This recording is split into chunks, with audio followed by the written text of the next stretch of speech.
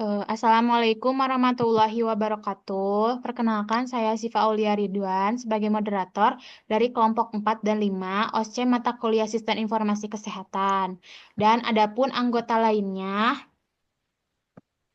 Perkenalkan, saya Novi Puspita Darmawan. Perkenalkan, saya Oktavia Nur Hasanah. Perkenalkan, saya Salma Zahra Aprilia. Perkenalkan, saya Saila Alfarizi. Perkenalkan, saya Putri Haura. baik, adapun topik yang akan kami bahas yaitu mengenai analisis dan rancangan sistem aplikasi kesehatan yang akan dipaparkan oleh rekan-rekan saya. Selanjutnya adalah penyampaian materi. Kepada pemateri pertama, saya persilahkan. Baik, terima kasih moderator atas kesempatannya. Eh, untuk yang pertama ada analisis sistem yang sudah ada. Untuk analisis sistem aplikasi BPJS ini membantu dalam memahami kebutuhan pengguna seperti peserta BPJS, rumah sakit, dan pihak terkait lainnya. Dengan memahami kebutuhan mereka, BPJS dapat mengidentifikasi fitur dan fungsi yang diperlukan dalam aplikasi untuk memenuhi harapan dan kebutuhan pengguna secara optimal. Next. Adapun tujuan analisa sistem yang pertama adalah memberikan pelayanan kebutuhan informasi kepada fungsi-fungsi manajerial. Yang kedua adalah menyusun tahap rencana pengembangan sistem. Yang ketiga adalah mengevaluasi sistem-sistem yang merumuskan tujuan-tujuan yang ingin dicapai. Selanjutnya, langkah-langkah analisa sistemnya, yang pertama ada identifikasi masalah, yang kedua ada understand atau memahami kerja dari sistem yang ada, yang ketiga adalah analyze yaitu menganalisa sistem, yang keempat adalah report atau membuat laporan hasil analisis. Next. Nah, adapun kekurangan aplikasi mobile JKN ini yang pertama adalah gagal dalam registrasi, yang kedua keefektifan kerja aplikasi bergantung pada besar kapasitas mobile phone masing-masing pengguna. Yang ketiga, belum ada pengingat password seperti smart lock pada Google, sehingga ketika pengguna lupa harus mengganti ulang passwordnya sesuai prosedur. Yang terakhir, selalu membutuhkan koneksi ke internet ketika menggunakannya, sehingga kualitas jaringan internet menentukan kecepatan penggunaan aplikasi ini. Selanjutnya, rencana perbaikan aplikasi. Nah, untuk upaya yang dapat dilakukan untuk memperbaiki atau memecahkan masalah dalam aplikasi JKN Mobile ini adalah dengan menambahkan fitur pengingat password seperti Smart Lock. Baik, sekian dari saya kembalikan kepada moderator. Baik, terima kasih kepada pemateri pertama. Untuk materi yang selanjutnya, saya persilahkan kepada pemateri kedua. Baik, terima kasih moderator. Yang selanjutnya ada diagram korteks. Yang pertama dari pengguna, yaitu mengakses aplikasi, lalu dari aplikasi ke mobile JKN System, dan terhubung ke BPJS Kesehatan, fasilitas kesehatan, dan bank atau pembayaran. Selanjutnya ada entity relation. Pengguna mengklaim ke klaim, lalu memilih fasilitas kesehatan. Lalu dari klaim diajukan oleh pengguna, ditangani oleh fasilitas kesehatan, lalu pembayaran. Kemudian dari fasilitas kesehatan menangani klaim yang diajukan oleh pengguna, memproses pembayaran. Kemudian yang selanjutnya, pada pembayaran, yaitu terkait dengan klaim yang diajukan oleh pengguna, lalu dibayar oleh fasilitas kesehatan. Selanjutnya yaitu tabel relation diagram. Pada pengguna yaitu ada ID pengguna, nama, alamat, tanggal lahir, jenis kelamin. Kemudian ada tabel fasilitas kesehatan yaitu ada ID fasilitas, nama fasilitas, alamat fasilitas, dan jenis layanan. Pada tabel klaim yaitu ada ID klaim, ID pengguna, ID fasilitas, tanggal klaim, jumlah klaim, status klaim. Pada tabel pembayaran ada ID pembayaran, ID klaim, tanggal pembayaran, jumlah pembayaran, status pembayaran. Pada tabel registrasi pengguna ada ID registrasi, ID pengguna, ID fasilitas, dan tanggal registrasi.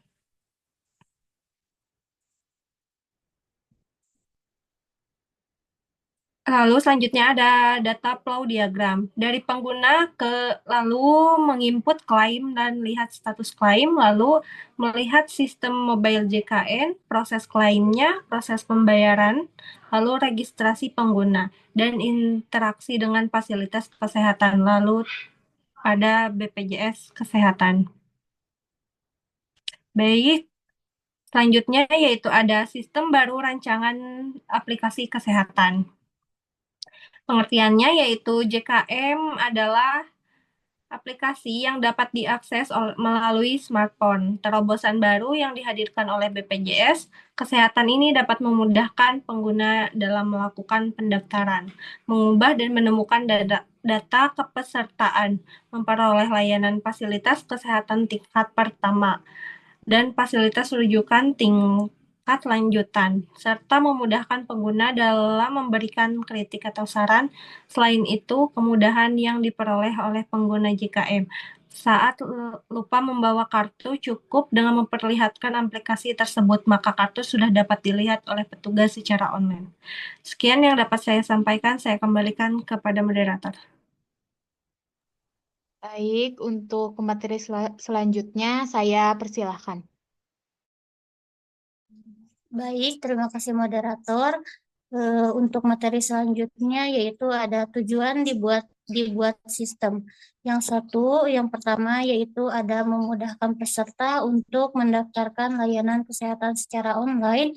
Lalu yang kedua ada yaitu memudahkan peserta untuk mengecek status kepesertaan. Lalu yang ketiga ada komunikat memudahkan peserta untuk mendaftar antrean di fasilitas kesehatan. Dan yang keempat yaitu memudahkan peserta untuk mengambil antrian di rumah sakit atau fasilitas kesehatan. Lalu yang terakhir ada memudahkan peserta untuk mendaftar antrean di fasilitas kesehatan. Selanjutnya ada fitur dalam aplikasi. Terdapat 18 fitur pada aplikasi JKN Mobile, yaitu yang pertama ada informasi program JKN, yang kedua ada info lokasi Vaskes, yang ketiga info ketersediaan tempat tidur, yang keempat pendaftaran baru peserta, yang kelima info peserta, yang keenam pendaftaran pelayanan antrean, yang ketujuh konsultasi dokter, yang kedelapan info jadwal tindakan operasi, yang kesembilan pengaduan layanan JKN. Lalu selanjutnya ada perubahan data peserta, yang ke-11 ada info iuran, lalu yang ke-12 ada pendaftaran auto debit, yang ke-13 info riwayat pembayaran, lalu selanjutnya ada screening riwayat kesehatan, info virtual akun, screening mandiri COVID-19, dan rencana pembayaran bertahap. Selanjutnya ada identifikasi masalah pada aplikasi JKN. Yang pertama ada masalah teknis. Dalam masalah teknis ini yaitu dalam input data manual. Pasien harus memasukkan data pribadi seperti NIK, nomor kartu BPJS secara manual. Lalu yang kedua ada masalah pengguna, di mana aplikasi hanya bisa diakses apabila ada koneksi internet, kesulitan menggunakan aplikasi. Lalu yang terakhir ada keamanan. Keamanan ini dalam aplikasi terjaminnya sistem keamanan pada aplikasi mobile JKN. Hal ini dikarenakan aplikasi mobile JKN tidak akan dapat berjalan pada handphone yang telah di-root atau jailbreak. Tetapi ketika lupa password harus menginput data kembali secara manual. Selanjutnya ada solusi untuk permasalahannya yaitu input data manual. Untuk solusinya yaitu dengan tambahkan fitur koneksi dengan Dukcapil dan pengenalan dokumentasi otomatis. Yang kedua ada permasalahan ketergantungan pada koneksi internet. Untuk solusinya yaitu bisa dengan cara tambahkan fitur offline mode untuk input data. Lalu yang selanjutnya ada permasalahan keamanan yang tidak lengkap. Untuk solusinya yaitu bisa dengan menambahkan fitur lupa password agar tidak kembali menginput manual. Lalu selanjutnya ada diagram konteks. Dalam diagram ini menunjukkan alur kerja sistem informasi kesehatan, di mana pengguna memberikan data pribadi seperti nama, usia, tinggi badan, berat badan, dan keluhan kesehatan kepada sistem. Data tersebut diproses untuk menghasilkan rekomendasinya dan informasi kesehatan yang relevan.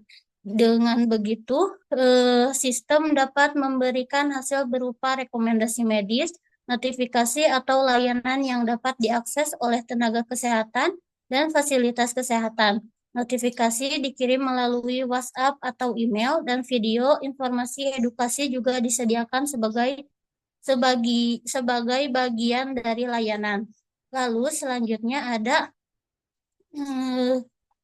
ada diagram entity relation diagram, yaitu di mana diagram ini menggambarkan hubungan antara entitas dalam sistem informasi kesehatan.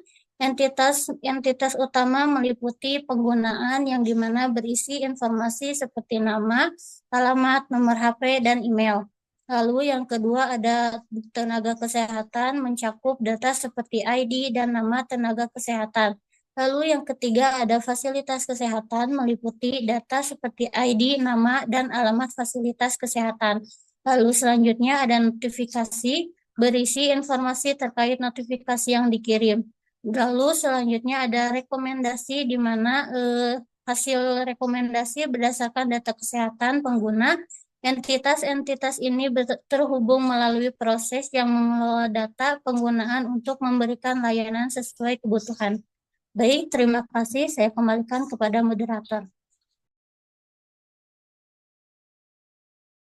Baik, untuk pemateri selanjutnya saya persilahkan.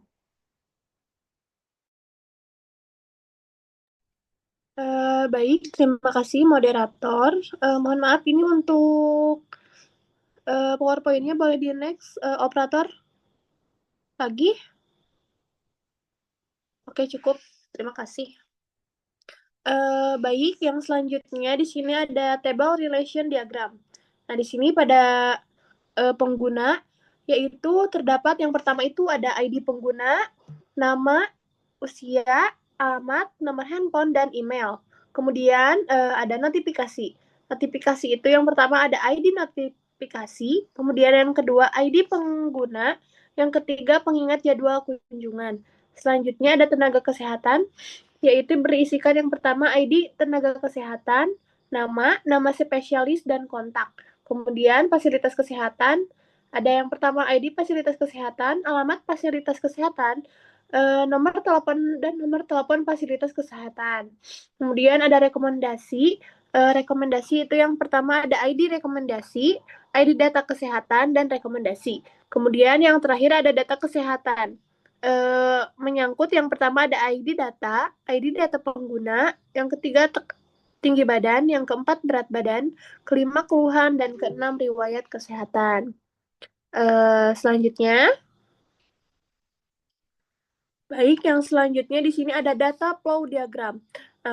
Di sini ada gambaran proses flow diagram. Yang pertama proses pendaftaran, kemudian ke menu login, kemudian nama pengguna, kemudian input data peserta JKM, selanjutnya ada proses data, selanjutnya peserta JKM telah terdaftar, kemudian input dan output status aktivasi peserta JKM, selanjutnya notifikasi muncul dan tertera jadwal dan kunjungan JKM, kemudian selesai. Oke, yang selanjutnya di sini ada tampilan muka, tampilannya di next ya, operator. Nah, seperti ini ya tampilannya. Di sini ada jaminan kesehatan masyarakat. Logo dan tampilan awal atau splash screen dan pengguna akan disambut dengan kata JKM, jaminan kesehatan masyarakat.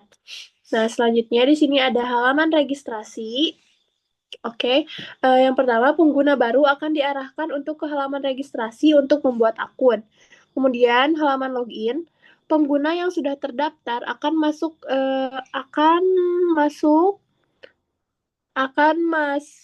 masuk ke aplikasi menggunakan email dan password, dan di saat lupa password bisa diperbaharui. Selanjutnya di sini ada halaman profil dan halaman utama atau dashboard. Setelah login, pengguna akan diarahkan untuk melengkapi profilnya. Jika belum lengkap, setelah berhasil login atau registrasi, pengguna akan diarahkan ke halaman utama aplikasi. Baik, sekian dari saya kembalikan kepada moderator. Terima kasih. Baik, untuk pemateri selanjutnya saya persilahkan. Baik, terima kasih moderator. Untuk selanjutnya ada input data kesehatan. Pengguna dapat memasukkan data kesehatannya seperti apa yang dialami, yaitu tekanan darah, nilai gula darah, dan keluhan yang dirasakan. Next.